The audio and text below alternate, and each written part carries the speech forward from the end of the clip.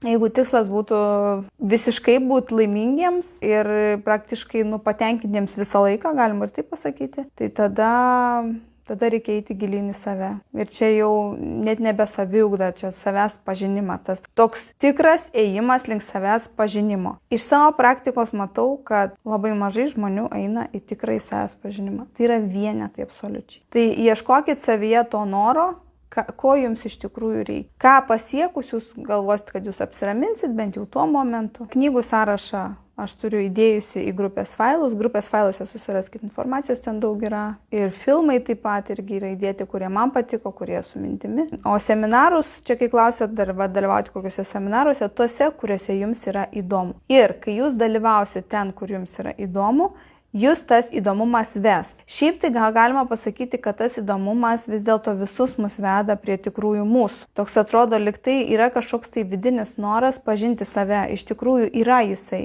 Ir jisai nori prabusti, jisai nori pasirodyti, bet jo tokia, kaip pasakyti, jėga maža yra.